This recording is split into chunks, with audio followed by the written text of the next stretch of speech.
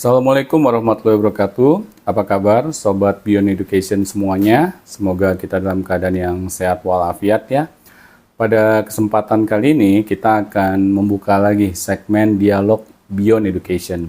Semoga dengan apa yang kita perbincangkan ke depannya akan membawa suatu perubahan bagi diri kita masing-masing ke arah yang lebih baik lagi.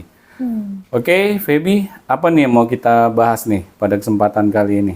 Jadi gini Pak, baru-baru ini saya nemuin jurnal ilmiah yang mengatakan bahwa anak kedua cenderung lebih bandel dibandingkan kakaknya atau adiknya. Kira-kira menurut pandangan Bapak gimana?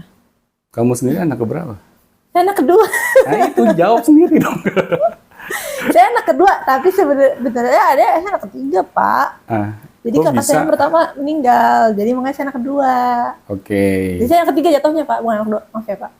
Iya, tapi kan secara struktur di keluarga kamu anak kedua dong. Iya. Kan? Nah terus yang kamu alami sendiri tuh bagaimana gitu? Apakah yang tadi kamu bilang itu benar adanya bahwa anak kedua itu lebih bandel ya? Dibandingkan misalnya anak pertama atau anak ketiga gitu. Kalau yang kamu sendiri rasakan tuh bagaimana? Kalau saya sih enggak ya. Kalau saya sih enggak, karena kakak saya cukup mengayomi karena kakak saya laki-laki. Nah di jurnal itu mengatakan bahwa itu anak keduanya cenderung kebanyakan laki-laki yang diteliti. Jadi anak kedua laki-laki, bukan anak kedua perempuan Pak, gitu. Oh, jadi ada perbedaan gitu ya. Anak kedua laki-laki itu di riset lebih bandel gitu. Kalau anak kedua perempuan belum ada risetnya. Belum, kebetulan. Kurang alhamdulillah. dari itu risetnya. Ya, alhamdulillah belum ya Pak ya, jangan. Ya udah dimulailah riset yang baru sama kamu. Yuk, Bapak dulu yuk. Gimana Bapak tanggapannya? Oke. Kalau saya sendiri kan anak kedua dan saya sendiri anak laki-laki. Saya sih nggak tahu ya kalau yang saya alami sejak saya kecil ya memang bisa dibilang kalau menurut penuturan dari saudara-saudara, saya dulu masih kecil tuh bisa disebut anak yang bandel lah, suka bikin prahara gitu. Bukan? Nah, tetapi kan itu bawaan. Jadi bukan saya misalnya dari kecil bercita-cita pengen bikin masalah, enggak. Karena bawaan saya aja nggak bisa diem gitu. Beda sama kakak saya yang pertama. Kakak saya yang pertama emang anaknya lebih pendiam. Kalau menurut saya pribadi sih ya ini hanya faktor bawaan saja. Tapi saya nggak tahu tuh riset yang tadi kamu sebutkan itu samplingnya bagaimana gitu. Jadi apakah itu terbukti bahwa anak kedua, terutama anak laki-laki, itu semuanya bandel. Jadi nggak ada anak kedua laki-laki tuh yang pendiam tuh nggak ada gitu. Itu kalau menurut riset itu memang seperti itu. Jadi nggak ada satupun dari hasil risetnya anak kedua laki-laki itu anak yang misalnya kalem aja gitu. Bukan nggak ada sih Pak, mereka hanya ngambil berapa sampel doang sih Pak. Mereka nggak mungkin ngambil dari satu Florida gitu, mereka temuin semuanya kan nggak mungkin kan. Jadi cuman kalau nggak salah berapa sampel gitu kan, 10 keluarga apa 15 keluarga. Jadi nggak terlalu banyak lah ya sampelnya ya. Iya. Jadi kalau menurut saya sih pertama itu bawaan si anak. Karena setiap anak ini ada karakternya mereka masing-masing. Dan satu keluarga pun kakak beradik itu nggak mungkin sama satu dengan yang lain. Ada kecenderungannya masing-masing. Ya kalau sama ya lucu juga gitu.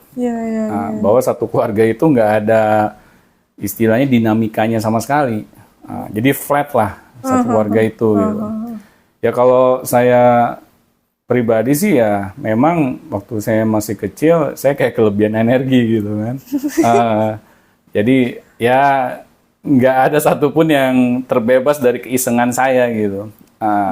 Tapi ya itu waktu pas saya udah akil balik, saya mulai kembali jadi orang normal lagi gitu. Berarti udah normal?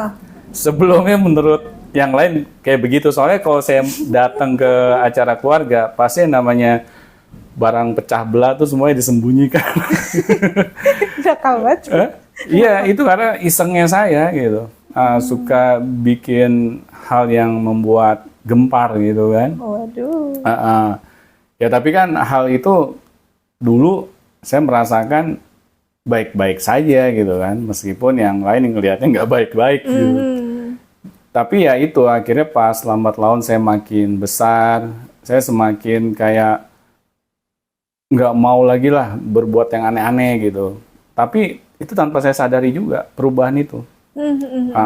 Ya makanya ada beberapa saudara saya bilang kok Doni makin besar kok makin kalem gitu kan, bukan kayak lembu ya, kalem aja gitu. Nah, di situ saya ngerasa oh mungkin saya udah akil balik nih gitu kan, udah energi saya yang tadinya meluap-luap udah mulai inilah semakin berkurang gitu. Itu sih yang saya rasakan gitu. Ya, tapi memang kalau kita lihat ya secara logika aja gitu.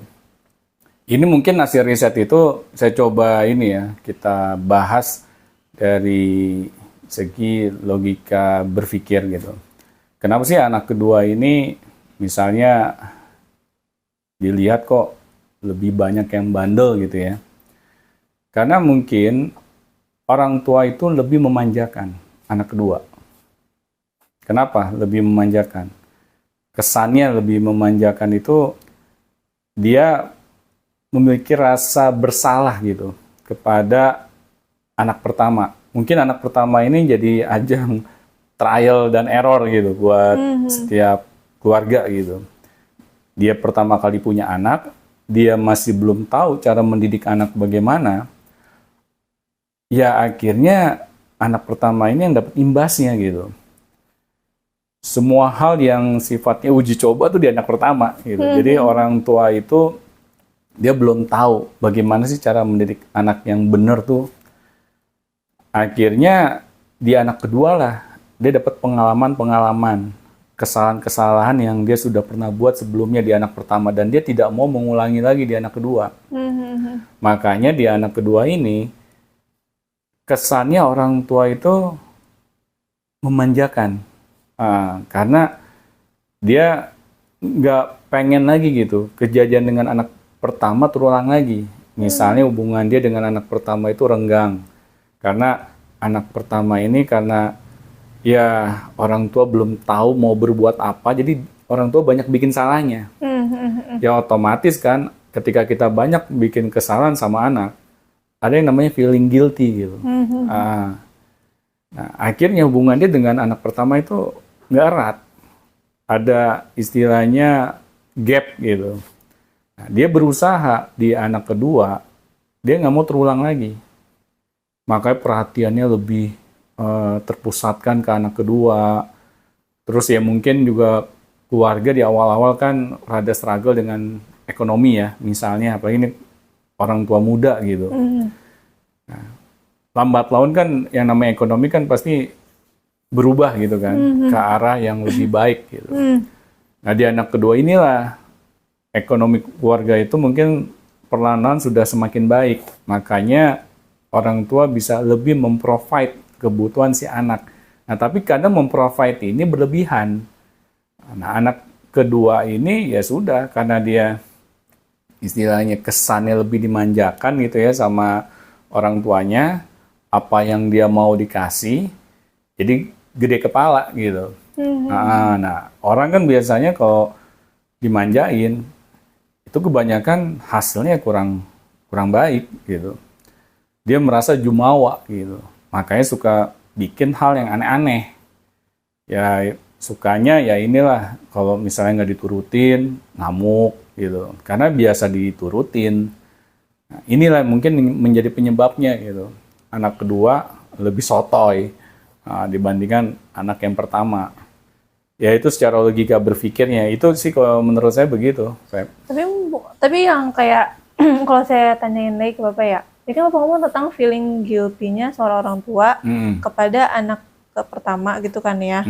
Nah, kenapa orang tua ini karena dia merasa bersalah sama anak pertama, kenapa dia benerinnya bahasanya diberi anak kedua iya, beri anak pertama juga kenapa enggak iya juga, dia benerin dua-duanya gitu. Kenapa harus anak keduanya doang yang dibenerin? Karena itu yang tadi saya bilang hubungannya udah terlanjur renggang. Emang nggak bisa ya Pak kalau hubungan orang tua sama anak yang udah terlanjur renggang, habis itu disatuin lagi kan susah? Ya kadang kan orang tua ada ego. Hmm. Ya istilahnya dia nggak mau mengakui kesalahannya gitu. Ini yang menjadi sumber malapetaka malahan. Kalau orang tua masih mengedepankan ego gitu. Kayak saya pribadi kan kalau saya bikin kesalahan sama anak, saya harus mau mengakui kesalahan saya. Karena apa? Karena saya ingin anak saya mencontoh. Orang tuanya aja kalau bikin kesalahan, mau kok minta maaf duluan. Nggak usah istilahnya kita mentang lebih tua, kita orang tuanya, terus kita merasa kebal gitu dari segala kesalahan. Nah ini kan kadang menjadi contoh yang nggak baik gitu. Nah, itu pasti ditiru oleh si anak juga. Kalau orang tuanya memiliki perilaku yang seperti itu gitu. Ini yang kadang orang tua itu nggak sadar gitu. Dia pengen selalu terlihat perfect gitu di depan anak-anak itu. Padahal banyak bikin salah gitu. Nah, inilah yang akhirnya membuat hubungan dia dengan anak pertama itu kurang erat. Nah, kurang erat diakibatkan egonya dia sendiri. Sebenarnya kalau dia mau menyadari bahwa selama ini dia bikin kesalahan, ya mungkin yang kamu bilang itu bisa. Bahwa ayah bunda minta maaf ya, karena selama ini kurang perhatian sama kamu, karena kesibukan ayah dan bunda bekerja gitu. Ya mudah-mudahan kamu mau memaafkan ayah sama bunda. Kita terucap kata-kata seperti itu aja, itu menandakan kita masih manusia biasa gitu kan, tempatnya salah. Dan anak ketika dia melihat orang tuanya berani mengakui kesalahannya, dia pasti juga menyadari gitu bahwa orang tuanya itu masih manusia gitu. Jadi kalau bikin kesalahan ya wajar, gue juga bikin kesalahan banyak gitu kan. Nah jadi di sini ya harus orang tuanya duluan, Feb. Sebenarnya. Jadi bukan dia istilahnya nggak bisa, misalnya memperbaiki juga hubungannya dengan anak pertama. Tapi kan masalahnya dia mau nggak memperbaikinya gitu kan. Tapi kalau nggak mau, ya mau sampai kapan gitu.